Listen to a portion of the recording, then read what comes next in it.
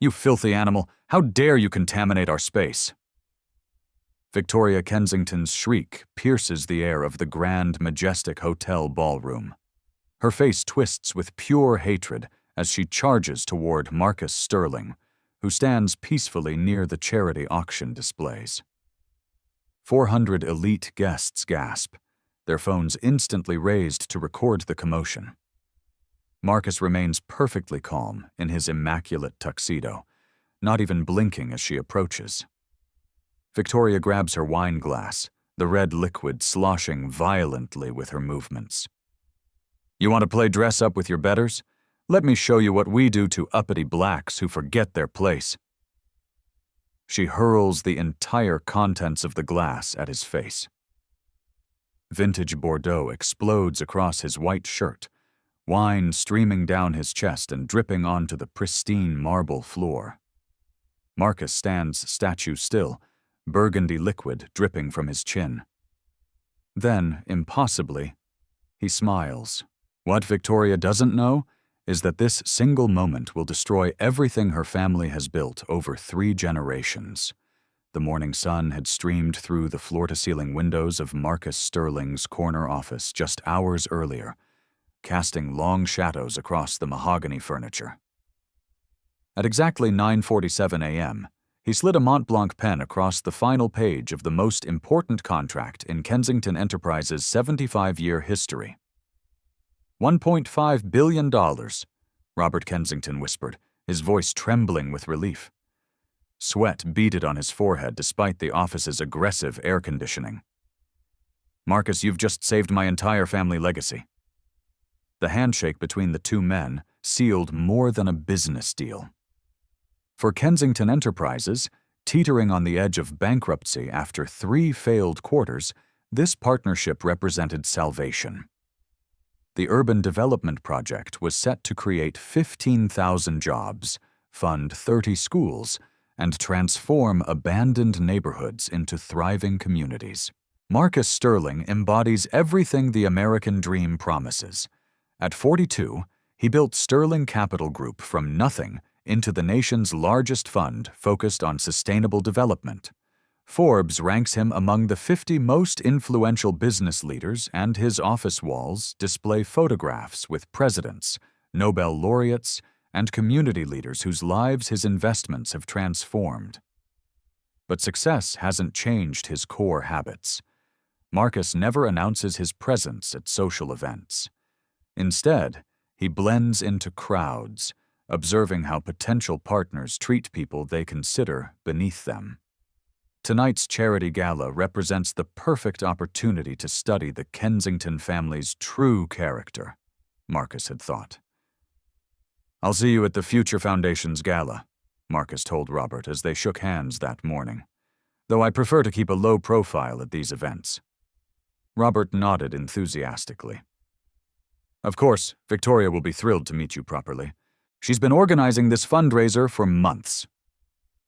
What Robert didn't mention was his wife's history. Victoria Kensington has spent 20 years perfecting the art of sophisticated racism. Internal company emails buried by expensive lawyers reveal her systematic efforts to block promotions for employees of color. She fired 3 black executives on fabricated charges, paid settlement money to silence discrimination lawsuits, and used her social influence to blacklist minority-owned contractors. The Kensington Empire spans 3 generations, built on old Southern money and newer real estate ventures. Their grandfather struck oil in Texas during the 1940s boom. Their father expanded into commercial development during the Civil Rights era, carefully avoiding integration requirements through legal loopholes and political connections. Now the empire is crumbling. Foreign competitors have undercut their prices, and environmental regulations are strangling their oil operations. Most devastating of all, younger investors demand corporate social responsibility. Companies with poor diversity records are losing access to major pension funds and institutional investors. Robert has mortgaged everything. The family mansion in the Hamptons carries a $15 million lien. Their yacht sits at the marina, payments 3 months behind. Private school tuition for their twin daughters remains unpaid. Without Marcus's partnership, Kensington Enterprises will file for bankruptcy within 6 months. The irony cuts deep. The very communities Victoria has spent decades excluding now hold the key to her family's survival. Marcus's investment acts as the lifeline for the inner-city neighborhoods she has worked to keep segregated. Her racist attitudes, once protected by wealth and influence, now threatened to destroy everything. At 3 p.m., Marcus leaves his office for a haircut in his old neighborhood. The barber shop, wedged between a laundromat and a corner grocery, buzzes with conversation about rising rents and vanishing opportunities. Mr. Miller, who has cut Marcus's hair for 15 years, doesn't know his customer's net worth. "Community's changing fast, Mr. Miller," Marcus observes, trimming around Marcus's ears. "Young folks can't afford to stay. Families have been here for 50 years, getting pushed out by developers." Marcus listens without revealing that tonight's charity gala will fund programs designed to address exactly these problems. The Kensington Partnership will create affordable housing, job training centers, and small business loans. If everything proceeds as planned, Mr. Miller's neighborhood will benefit immensely.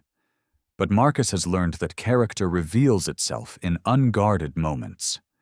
Tonight, attending the gala anonymously, he will observe how the Kensington family treats people they don't recognize. Their behavior will determine whether this partnership continues or dies before it begins. The Future Foundation's gala, scheduled for 7:02 p.m. at the Grand Majestic Hotel, represents more than fundraising. 400 of the city's most influential people will gather to support educational programs for underprivileged youth. The bitter irony isn't lost on Marcus. Many attendees have spent careers perpetuating the very inequalities they'll claim to oppose tonight. As evening approaches, Marcus selects a simple black tuxedo, deliberately avoiding the custom-made suits that might signal his wealth. Tonight, he wants to be invisible, just another face in the crowd. He has no idea that this decision will trigger events that destroy one family while transforming thousands of lives. The contract sits safely in his briefcase, signed and sealed. By tomorrow, pending tonight's observations, it will either launch the largest urban renewal project in the city's history or become expensive kindling for the fireplace. The Grand Majestic Hotel ballroom pulses with the energy of the elite. Crystal chandeliers cast golden light across marble floors, while a string quartet plays softly in the corner. The air carries the mingled scents of expensive perfume, aged wine, and the subtle aroma of truffle canapes circulating on silver trays. Marcus Sterling enters through the main doors at 7:45 p.m., deliberately arriving after the initial rush. His black tuxedo, while perfectly tailored, lacks the flashy accessories that might signal extreme wealth. No custom cufflinks, no designer bow tie, no Rolex catching the light. He moves through the crowd like water, observing conversations without drawing attention. Near the silent auction display, Victoria Kensington holds court with her inner circle. Her platinum blonde hair is swept into an elaborate chignon, secured with diamond pins worth more than most people's annual salary. The Cartier necklace at her throat catches the light with each animated gesture as she discusses the evening's charitable mission. "We're here to help those less fortunate," she tells her friends, her voice carrying across the nearby tables. "Though sometimes I wonder if certain people can truly be helped. You know, some cultures just don't value education the way we do." Her companions nod knowingly, wine glasses tilting in agreement. These conversations happen at every charity gala, Marcus notes. The wealthy discuss poverty like a distant curiosity, never acknowledging their role in perpetuating the systems they claim to want to fix. Marcus approaches the auction display, genuinely interested in a series of paintings by emerging artists from inner-city schools. The vibrant colors and bold strokes speak to experiences most people in this room will never understand. He reads each artist's biography carefully, noting their struggles and triumphs. The technique in this piece shows remarkable emotional depth, he comments to an elderly woman examining the same painting. The way the artist uses shadow and light creates such powerful contrast. His knowledge surprises her. They discuss art history for several minutes before she moves on, leaving Marcus alone with the display. He doesn't notice Victoria's gaze settling on him from across the room. Victoria studies this stranger with growing irritation. A black man alone at her charity gala, speaking eloquently about art and clearly comfortable in formal wear. Everything about him violates her sense of the natural order. In her worldview, black people attend events like this as servers or entertainment, not as guests examining expensive artwork. She approaches with the confidence of someone who has never been challenged on her home turf. Her heels click against the marble in a steady rhythm that draws attention from nearby guests. The scent of her perfume, a custom blend costing $800 per ounce, announces her presence before her voice does. "Excuse me," she says, her voice sharp enough to cut glass. "I don't believe we've been introduced." Marcus turns with a polite smile. "Good evening. Beautiful event you've organized here." "Thank you." Her response carries no warmth. "I'm curious, though. I know everyone who should be here tonight. Did someone invite you as their guest?" The question hangs in the air like smoke. Nearby conversations pause as people sense the tension developing. Marcus maintains his calm expression, recognizing the trap being set. "I received an invitation," he replies simply. The cause seemed worthy of support. Victoria's eyes narrow. The non-answer confirms her suspicions. "An invitation? That's interesting. You see, I personally approved every name on our guest list. I'm quite certain I would remember approving." She pauses, looking him up and down. "Someone like you." The phrase, "someone like you," carries centuries of coded meaning. Marcus feels the familiar weight of assumptions, the casual cruelty of prejudice wrapped in polite language. Around them, guests pretend not to listen while straining to catch every word. "Perhaps there was an oversight," Marcus suggests, still maintaining his diplomatic tone. "An oversight?" Victoria's voice rises, attracting more attention. "The only oversight here is whatever confusion allowed you to think you belong in this room." She signals to a nearby server, a young black woman carrying champagne flutes. "Excuse me, dear, is this man with your catering company? He seems to have wandered away from the kitchen." The server looks confused and slightly frightened. "No, ma'am, I don't know him. I don't." Victoria turns back to Marcus with triumph gleaming in her eyes. "Just as I thought. Security!" Her voice carries across half the ballroom now. "We have someone here who doesn't belong." Marcus remains perfectly still as conversations die throughout the room. Phones emerge from purses and jacket pockets. The charity gala transforms into a theater with Marcus cast as the unwilling star of Victoria's performance. "I think there's been a misunderstanding," Marcus says calmly. "Perhaps we could discuss this privately." Victoria laughs, the sound sharp and unpleasant. "Oh no, I think everyone here deserves to see what happens when people try to infiltrate spaces they haven't earned access to." She moves closer, close enough that her perfume overwhelms his senses. "Let me make something very clear to you, boy. This isn't some community center or welfare office. This is an event for people who actually contribute to society, not people looking for handouts." The word "boy" strikes like a physical blow. Marcus's jaw tightens slightly, the first crack in his composed facade. Around them, guests shift uncomfortably, some pulling out phones to record while others back away, unwilling to be associated with the escalating confrontation. "You want to know what I think?" Victoria continues, emboldened by the growing audience. "I think you saw this event advertised somewhere and decided to try your luck. Maybe you thought you could blend in, steal some silverware, or con some wealthy widow out of her jewelry money?" Her voice grows louder with each accusation. "But we see through people like you. We know exactly what you are and where you come from. You can put on a fancy suit and try to speak properly, but underneath you're still just another—" She catches herself before saying the word, but it hangs in the air anyway, understood by everyone present. Marcus's hands remain clasped behind his back, his posture perfect despite the verbal assault. "Mrs. Kensington," he says quietly, "I think you might want to reconsider your approach here." "Reconsider?"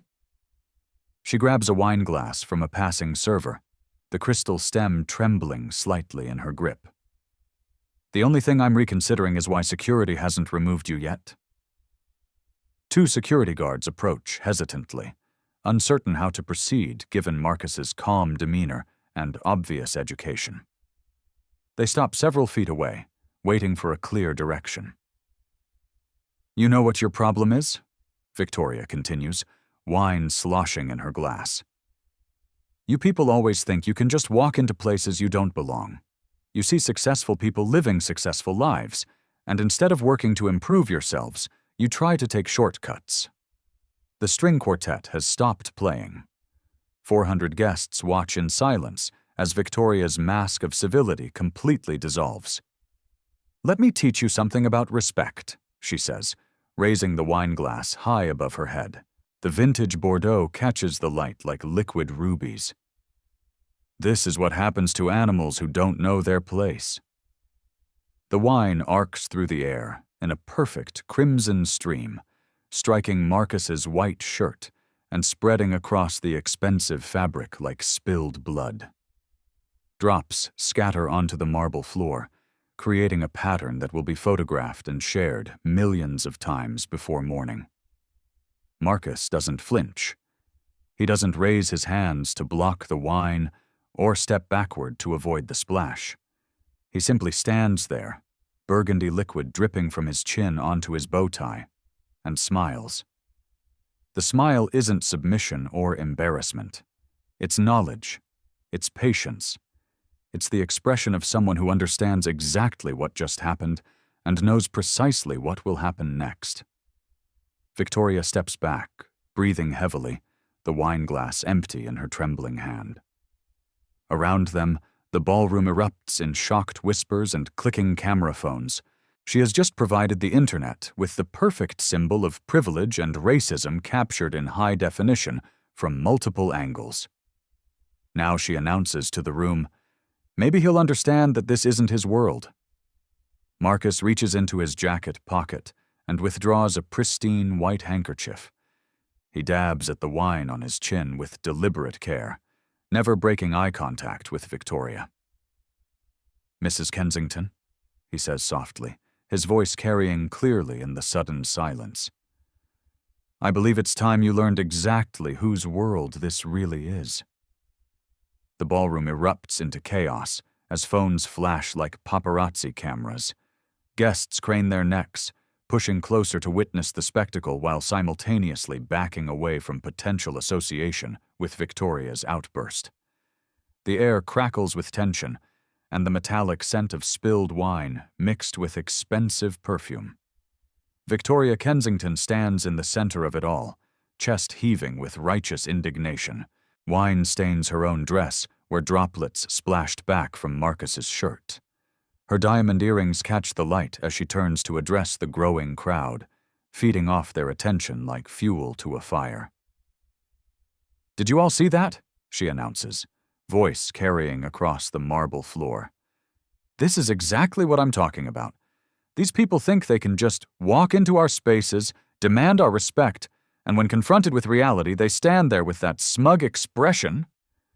Marcus continues dabbing wine from his shirt with methodical precision. Each movement remains controlled, deliberate, almost meditative. The contrast between his calm and Victoria's hysteria creates a powerful visual. Look at him. Victoria gestures wildly, the wine glass still clutched in her manicured fingers, acting like he belongs here, like he's our equal. Well, let me tell you something about equality. She moves closer to Marcus, close enough that her voice drops to a venomous whisper that somehow carries to every corner of the room. You can dress up in your little costume and pretend to be civilized, but we all know what you really are. You're a predator looking for wealthy white women to exploit. The accusation hits like a physical blow. Several guests audibly gasp. Marcus's hand pauses for a fraction of a second before resuming its careful cleaning motion. His expression never changes, but something shifts in his eyes. Not anger, but certainty. A flicker of steel beneath the surface. "Calm, Mrs. Kensington," he says quietly. "I think you should stop talking now." "Stop talking?" Victoria laughs, the sound sharp and ugly. "Oh, I'm just getting started. You want to know what I really think about your kind?" The security guards exchange nervous glances but remain frozen, unsure how to handle a situation where the aggressor is the event's primary organizer, and the victim refuses to respond with violence or retreat. Margaret Thornfield, a prominent socialite, steps forward with her phone raised. "Victoria, dear, perhaps you should—" "Don't you dare defend him, Margaret," Victoria snaps.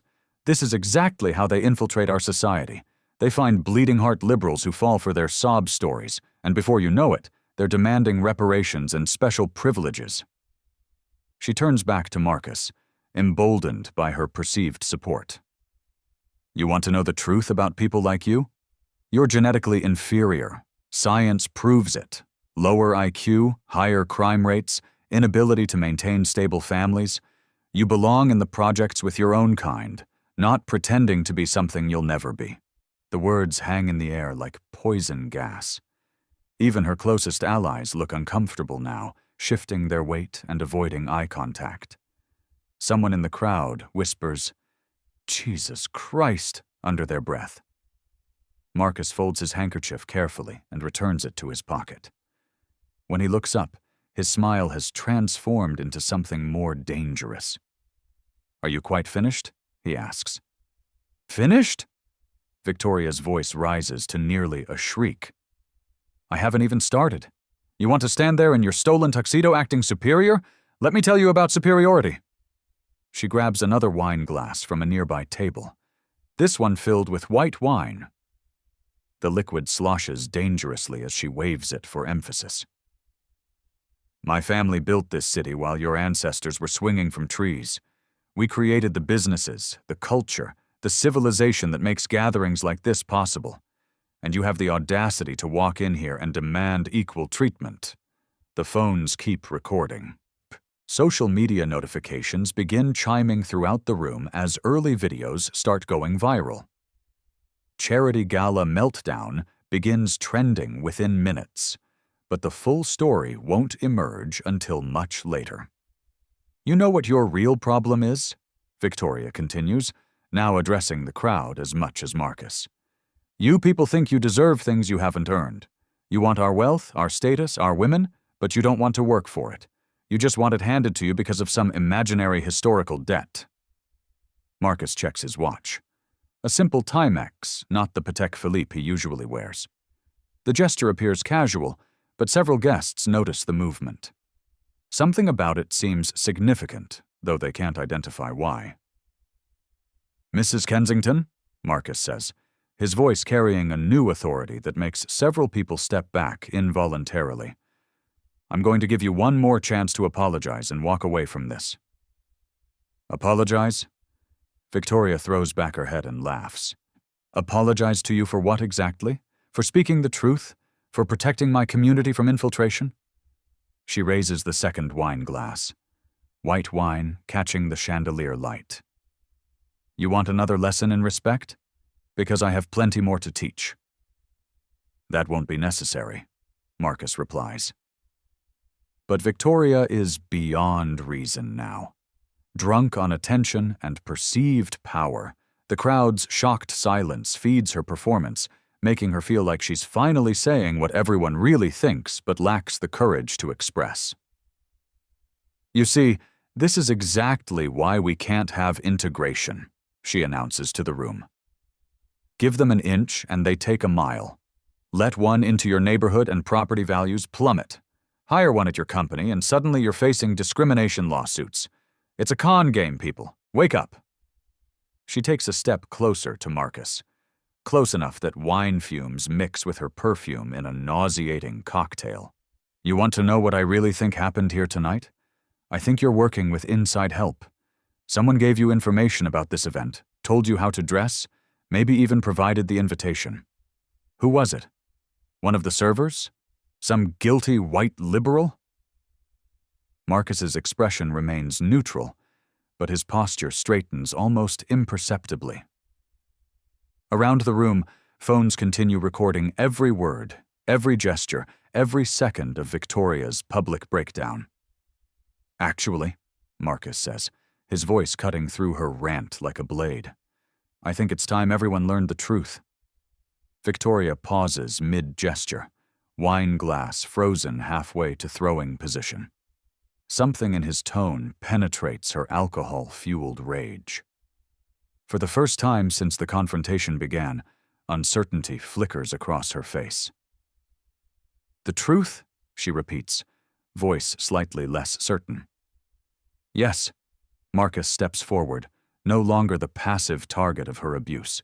"The truth about who I am, why I'm here, and what your little performance is going to cost your family." The crowd presses closer, sensing a shift in dynamics. Phones adjust angles to capture whatever revelation is coming. The string quartet remains silent in their corner. "You want to know something interesting about the truth, Mrs. Kensington?" Marcus continues, wine stains clearly visible on his white shirt. It has a way of surfacing at exactly the wrong moment, tonight, for instance. Victoria's grip on the wine glass tightens. "What are you talking about?" "I'm talking about the fact that you just destroyed your family's future with a glass of wine and a mouthful of hatred." The words carry an authority that silences the remaining whispers. 400 guests lean forward, collectively holding their breath. "Destroyed our future?" Victoria attempts to laugh, but the sound comes out hollow. "You're delusional. You're nobody. You're nothing." Marcus removes his phone from his jacket pocket. The simple gesture sends ripples of anticipation through the crowd. Whatever he's about to reveal, everyone senses it will change everything. "Mrs. Kensington," he says, finger hovering over the screen. "Let me introduce myself properly." The ballroom falls completely silent except for the soft hum of air conditioning and the distant sound of traffic 20 floors below.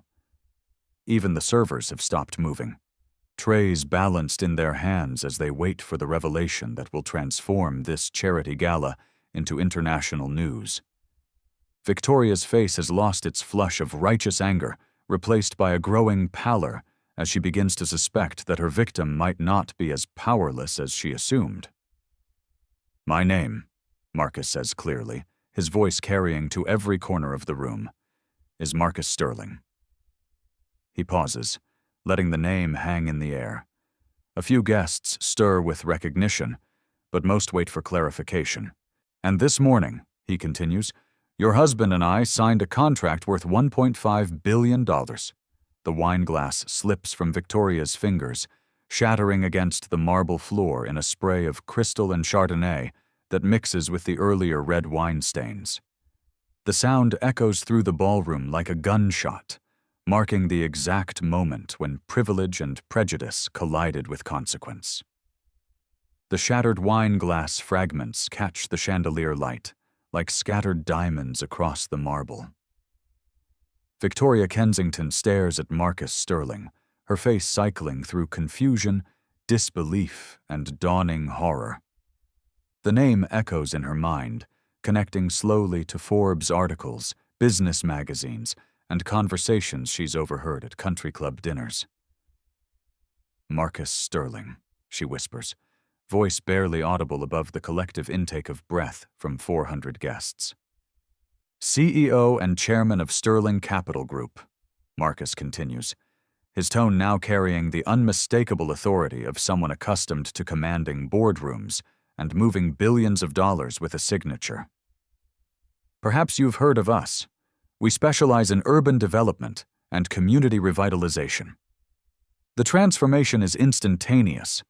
Marcus doesn't change his posture or raise his voice, but power radiates from him like heat from a furnace. The wine-stained shirt becomes irrelevant against the force of his presence. Guests who moments ago watched his humiliation now recognize they're witnessing the systematic destruction of one of the city's most prominent families. Margaret Thornfield drops her phone, the device clattering against marble as she gasps. "Oh my God, Victoria! That's Marcus Sterling! He was on the cover of Fortune last month." Victoria's knees buckle slightly. She grabs a nearby table for support, knocking over flower arrangements that crash to the floor in cascades of orchids and baby's breath. The scent of crushed flowers mingles with wine and fear sweat. "No," she breathes, shaking her head frantically. "No, that's impossible. You're black," Marcus supplies helpfully. "Yes, Mrs. Kensington. I am. And apparently, in your worldview, that makes me incapable of building a multi-billion-dollar investment firm focused on exactly the kind of community development your husband's company desperately needs to survive."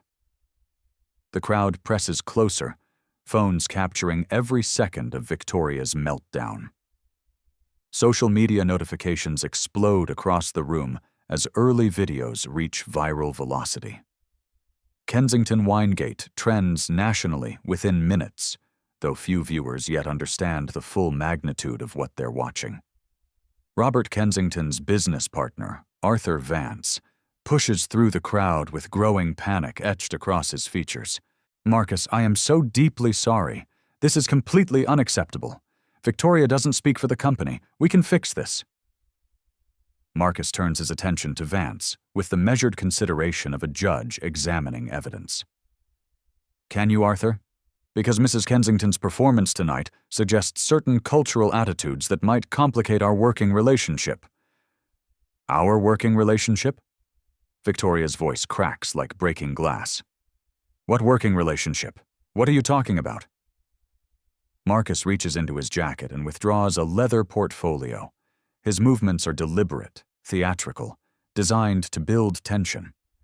The crowd watches in absolute silence as he extracts a document bearing official seals and multiple signatures. "This morning at 9:47 a.m., your husband and I finalized the largest partnership agreement in Kensington Enterprises history," Marcus explains, holding the contract where everyone can see it. "Borntors, $5 billion in development funding, 30,000 jobs, 50 schools and community centers." He pauses, letting the numbers sink in before delivering the killing blow. "The project was designed to revitalize exactly the kind of communities you believe I crawled out of, Mrs. Kensington. Communities filled with people you consider genetically inferior." Victoria's face drains of all color. She looks like she might vomit. "Robert didn't tell me. I didn't know."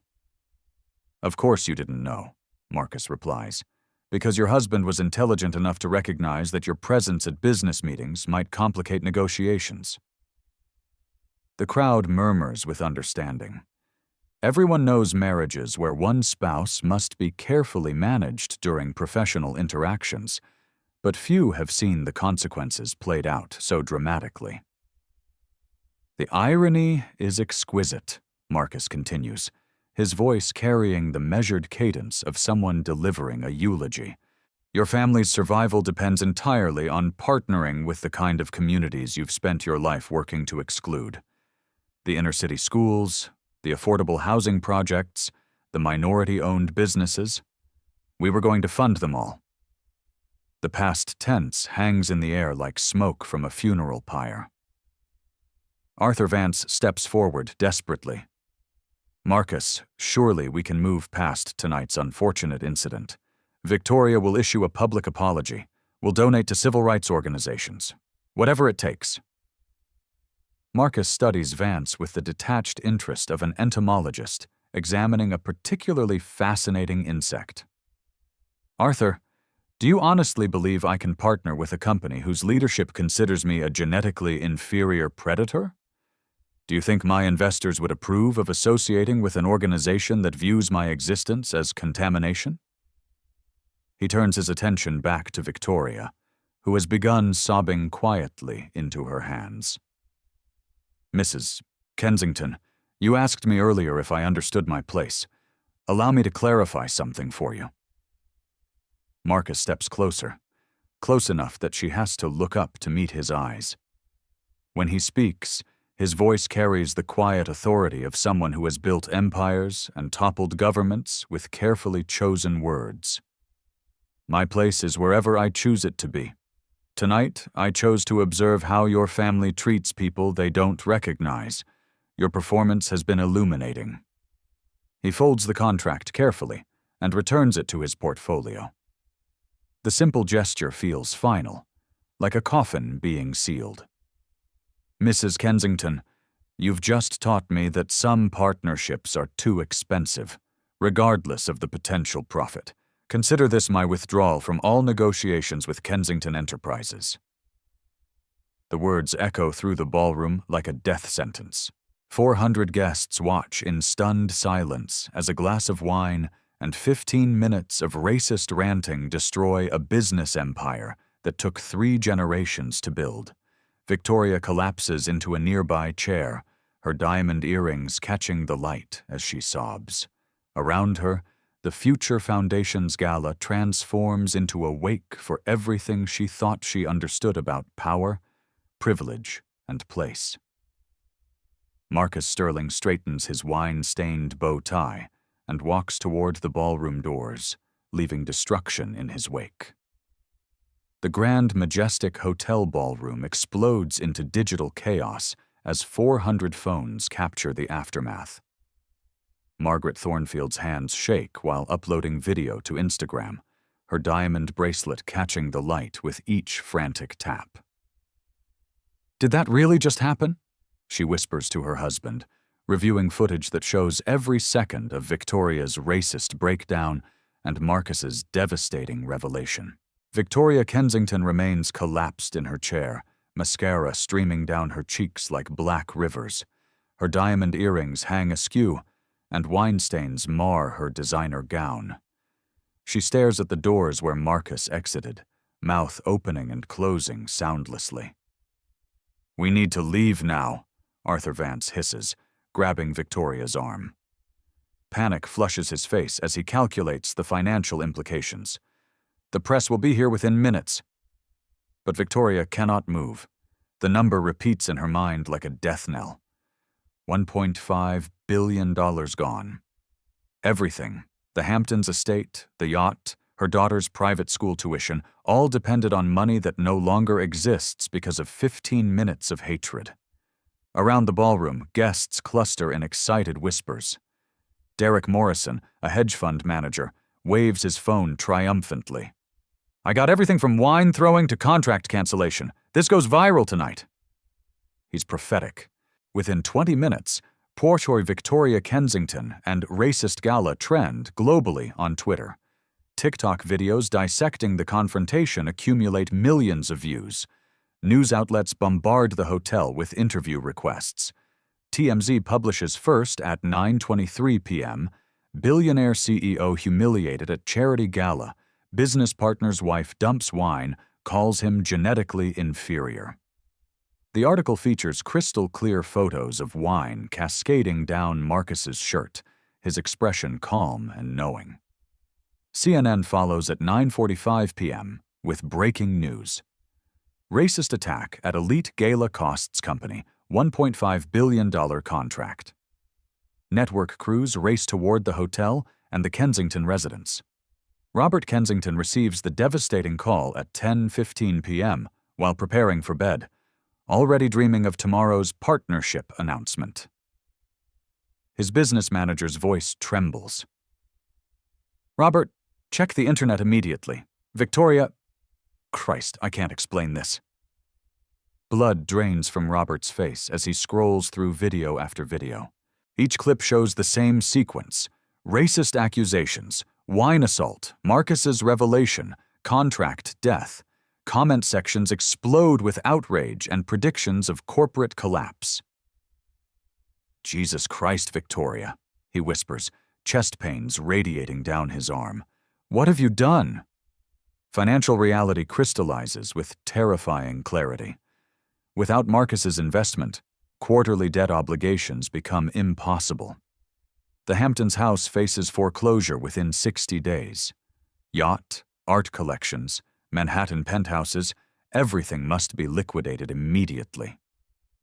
At Sterling Capital Group headquarters, Marcus's crisis team works through the night. Communications Director Sarah Lane coordinates media responses while monitoring social sentiment. "Sir, the response is overwhelmingly supportive," she reports during a midnight call. "You're being called a hero for exposing corporate racism." Marcus Sterling dignity trends alongside Kensington tags. Marcus sits in his office, still wearing the wine-stained shirt, reviewing legal options with attorneys. "File assault charges tomorrow morning, criminal and civil. Prepare contract cancellation documentation for the SEC. Complete transparency." International outlets pick up the story by 2:00 a.m. BBC headlines: American CEO's racist attack destroys billion-dollar deal. Deutsche Welle analyzes the incident as symbolic of persistent American inequality. Hotel staff clean wine stains from the marble while reporters camp outside, interviewing departing guests. Security footage becomes evidence in what lawyers predict will be the most watched discrimination case in recent history. Victoria finally leaves at 3:17 a.m., through a service entrance, face hidden behind oversized sunglasses despite the darkness. Her silence to waiting reporters only amplifies the story's devastating impact. Stock futures for Kensington Enterprises plummet 60% in after-hours trading. Investment firms begin emergency reviews of all partnerships. Credit agencies place the company on negative watch for immediate downgrade. Employee phones buzz with concerned messages from family and friends who recognize the company name in viral videos. Several executives draft resignation letters, unwilling to be associated with the scandal. Religious leaders, civil rights organizations, and political figures issue statements condemning Victoria's behavior while praising Marcus's dignified response. The incident becomes a teaching moment about racism's real-world consequences. Social media analysis shows the story reaching over 50 million people within 6 hours. International audiences share translations in dozens of languages, making Kensington synonymous with entitled racism worldwide. By dawn, the charity gala that was supposed to celebrate hope and community support has become ground zero for the most spectacular corporate self-destruction in modern history. A glass of wine and 15 minutes of hatred destroyed everything the Kensington family spent 75 years building, while transforming Marcus Sterling from a successful businessman into an international symbol of grace under racist attack. The financial markets deliver their verdict in exactly 4 hours. The opening bell at the New York Stock Exchange triggers a financial bloodbath that will be studied in business schools for decades. Kensington Enterprises stock opens at $47 per share and plummets to $8 within the first hour of trading. The electronic ticker displays the carnage in real time as algorithmic trading systems dump shares faster than human traders can process the devastation. "Trading halted," announces CNBC's Jim Cramer, his voice heavy with disbelief. "Kensington Enterprises down 83% on volume 20 times normal. I've never seen anything like this. A wine glass literally destroyed a Fortune 500 company overnight." Robert Kensington sits in his corner office, chest tight with cardiac stress, watching his life's work evaporate on digital displays. His assistant frantically fields calls from reporters, creditors, and panicked board members. The Hamptons mansion already has a foreclosure notice taped to the front gate, photographed by reporters, and shared across social media. At 10:02 a.m. sharp, Marcus Sterling arrives at Kensington Enterprises headquarters for the contract cancellation meeting. A crowd of protesters has gathered outside, holding signs reading "Dignity Wins" and "Marcus for President." News vans line the street like vultures, satellite dishes extended toward heaven, as if praying for more carnage. The boardroom atmosphere feels funeral-heavy when Marcus enters. 12 board members sit around the mahogany table, their faces carrying the haunted expressions of people watching their retirement savings dissolve in real time. Robert's hands shake as he attempts to stand, sweat beading despite the air conditioning. "Marcus, please," Robert begins, his voice cracking with desperation. "What happened last night? Victoria doesn't represent our company values. We can fix this. I'll divorce her if necessary. I'll donate my entire personal fortune to civil rights organizations." Marcus places his leather portfolio on the table with deliberate precision. The sound echoes in the silence like a judge's gavel. "Robert, your wife didn't create these attitudes overnight. Her behavior reflects cultural patterns that run much deeper than individual prejudice." He opens the portfolio and withdraws the signed contract, its pages crisp with morning freshness. This partnership was designed to bridge communities, to heal historical wounds through economic opportunity. Mrs. Kensington's performance demonstrates why that bridge cannot be built with your company. Board member Elizabeth Morrison, her voice barely above a whisper, attempts intervention. "Mr. Sterling, surely the actions of one person shouldn't destroy the livelihoods of thousands of employees who had nothing to do with last night's incident." Marcus's expression softens slightly, acknowledging the human cost. "Elizabeth, I understand your concern, but partnerships require trust, and trust requires shared values. How can I explain to my investors that we're partnering with an organization whose leadership views our target communities as genetically inferior?" He removes a Mont Blanc pen from his jacket, the same pen used to sign the contract 24 hours earlier. Sterling Capital Group officially withdraws from all agreements with Kensington Enterprises, effective immediately. The signature takes 30 seconds. The sound of pen on paper seals the fate of a company, a family, and thousands of jobs. Robert Kensington collapses into his chair, the finality striking like a physical blow. Within hours, the domino effect accelerates beyond anyone's calculations. Meridian Bank, holding $800 million in Kensington debt, files emergency motions for asset seizure. Construction projects worth $2 billion halt immediately as contractors demand payment guarantees that no longer exist. The FBI arrives at Kensington Enterprises headquarters with search warrants by 3 p.m., investigating pattern discrimination complaints filed by Marcus's legal team. Agents carry boxes of documents while employees watch in stunned silence, their careers ending in real time as the company dissolves around them. Victoria Kensington's arrest occurs at 4:17 p.m. in the circular driveway of their Hamptons estate. The footage becomes iconic. A once powerful socialite in handcuffs, her designer dress wrinkled, and her diamond jewelry flashing as photographers capture every angle of her humiliation. "Victoria Kensington, you're under arrest for assault with hate crime enhancements, violation of civil rights under federal statute, and conspiracy to commit discrimination," announces FBI Special Agent Maria Santos, her voice carrying the authority of justice finally served. The charges carry potential sentences totaling 15 years in federal prison. Legal experts predict Victoria will plead guilty to avoid trial, understanding that video evidence makes conviction inevitable. Federal Court Judge Patricia Williams, the first black woman appointed to the Southern District Bench, receives the case assignment. The irony isn't lost on anyone. Victoria's fate now rests in the hands of someone she would consider genetically inferior. During arraignment, Victoria's attorney attempts to argue temporary insanity caused by alcohol and social pressure. Judge Williams responds with withering precision. "Counselor, racism isn't a mental illness. It's a choice, and choices have consequences." 4. Bail is set at $5 million, money the Kensington family no longer possesses. Victoria spends her first night in federal detention, sharing a cell with women from the communities she spent decades marginalizing.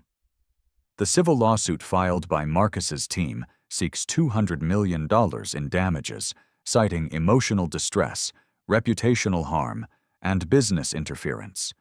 Legal precedent strongly favors the plaintiff, especially given crystal-clear video evidence of the assault. Congressional attention arrives when Representative Alexandria Ocasio-Cortez tweets the video with commentary. "This is what systemic racism looks like in 2024. Victoria Kensington said out loud what too many think silently. Marcus Sterling's dignity in the face of hatred shows us the way forward." The House Judiciary Committee announces hearings on corporate accountability and discrimination patterns in American business. Marcus receives an invitation to testify as the lead witness, an opportunity to transform personal assault into systemic change. Media coverage explodes internationally. The Guardian headline reads, "American Dream Meets American Nightmare: How Racism Destroyed a Business Empire." Don Lemon analyzes the incident as symbolic of persistent American social stratification. Corporate America responds with emergency diversity audits. Companies scramble to review hiring practices, board composition, and cultural training programs, terrified of becoming the next Kensington Enterprises. The yacht is sold at auction for $30 million, well below market value due to the scandal. The Hamptons estate brings $42 million, enough to partially satisfy creditor demands, but leaving the family essentially homeless. Robert Kensington suffers a massive heart attack on day 3 of the crisis, requiring emergency surgery and 3 weeks of intensive care. Medical bills consume the remaining assets, leaving him dependent on Medicaid, a program his family once opposed as socialist welfare. Employee lawsuits multiply daily as former workers seek compensation for sudden unemployment. Class action attorneys identify patterns of discriminatory practices dating back decades, exposing systematic exclusion of minority contractors and employees. The speed of destruction astounds business analysts. Harvard Business School professor Michael Porter calls it the fastest corporate collapse in modern history, triggered not by market forces or technological disruption, but by moral bankruptcy exposed in real time. Marcus Sterling emerges from the wreckage not just victorious, but transformed into a symbol of dignity, conquering hatred. Speaking requests pour in from universities, corporations, and international organizations seeking to understand how grace under assault can trigger such profound change. The Kensington name, once synonymous with power and prestige, becomes shorthand for the consequences of racism in the modern era. Business schools develop case studies examining how social media amplifies corporate misconduct, making traditional damage control strategies obsolete. Justice arrives not through revenge, but through exposure. Victoria Kensington's 15 minutes of hatred create lasting consequences that extend far beyond one family's destruction, forcing America to confront uncomfortable truths about privilege, prejudice, and the price of both. Sunlight streams through the windows of the Sterling Center for Dignity and Justice, illuminating faces of every color bent over computers and textbooks. The building that once housed Kensington Enterprises now pulses with transformation energy, the marble floors echoing with conversations in multiple languages. Marcus Sterling watches teenagers from East Baltimore present urban planning proposals to city officials. Their confidence radiates through suits purchased with scholarship funds from Victoria Kensington's $200 million settlement. Mr. Sterling, Aisha Thompson, 17, approaches with architectural drawings. The community center design is ready. Marcus examines her work with admiration. Clean lines, sustainable materials, spaces for education and celebration. Exceptional work, Aisha. MIT will be lucky to have you next fall. The irony strikes daily. Victoria's hatred inadvertently funded the dreams she tried to destroy. Settlement money created scholarships for 500 students, funding for 200 minority businesses, and affordable housing loans transforming neighborhoods. Across town, Victoria emerges from her literacy center shift, completing court-mandated community service. Federal prison changed her profoundly, sharing cells with women whose children attend schools she helped fund, working alongside people she once considered inferior, learning their stories. Robert Kensington teaches business ethics at Baltimore Community College, using his family's destruction as a moral bankruptcy case study. Students listen intently as he dissects how prejudice poisoned decisions until it destroyed everything. "The wine-glass moment wasn't our downfall's beginning," he tells evening classes. "It revealed our true values to the world." Ripple effects continue expanding. The Sterling Act, signed 6 months ago, requires federal contractors to undergo annual bias audits to maintain diversity standards. Non-compliant companies lose billions in government business. Marcus's congressional testimony sparked nationwide discussions about systemic business racism. His calm recounting, contrasted with the assault video evidence, created undeniable narratives about dignity triumphing over hatred. True justice isn't about punishment, Marcus reflects, addressing Harvard Business School audiences. It's about transformation. We converted one family's exclusionary wealth into inclusion tools. Hatred became hope. Settlement funds continue generating change. Scholarship recipients graduate from top universities. Funded businesses employ thousands. Housing projects shelter families who dreamed of ownership. Corporate America is permanently changed. Diversity requirements become standard, and social media accountability reshapes executive behavior. The Victoria effect warns against casual racism's devastating consequences. The Sterling Center stands as a monument proving great evil can generate greater good when people choose courage over comfort, justice over revenge, transformation over destruction. Daily, we face choices, Marcus tells viewers during final interviews. Prejudice or understanding, hatred or dignity, destruction or transformation. Victoria chose hatred and destroyed her legacy. I chose dignity and built something better. The camera pulls back, revealing hundreds of students, entrepreneurs, and families whose lives changed because one man refused to let racism define his response. Your choices matter beyond imagination. Witnessing injustice? Will you stay silent or speak truth? Holding power, will you exclude or include? Facing hatred, will you respond with hatred or something better? One glass of wine, 15 minutes of hatred. Billions redirected from perpetuating inequality toward eliminating it. What started with wine stains became a blueprint for transformation. When someone shows you their worst, you can choose to show them your best. Legal precedent transforms discrimination law. The Kensington case becomes a textbook study demonstrating how modern technology amplifies both prejudice and justice. International recognition follows. Marcus receives humanitarian awards, speaking at global forums about dignity and conquering hatred through strategic response rather than emotional reaction. This story proves change is possible. If you believe dignity defeats hatred, subscribe and hit notifications. Share with someone who needs hope. Comment below. Have you witnessed discrimination? How did you respond? Your story could inspire courage in others. Follow for more stories about ordinary people creating extraordinary change. Every small act of courage creates ripples, becoming waves. My challenge: what will you do next time you see injustice? Will you scroll past or stand up? The choice starts with your next action.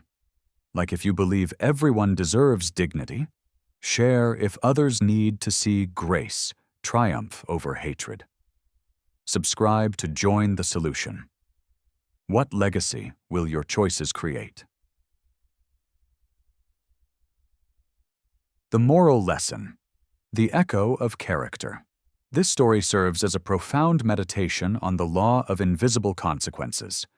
We often live as if our private prejudices and hidden biases have no price tag, but character is the only currency that never devalues. 1. The waiter rule.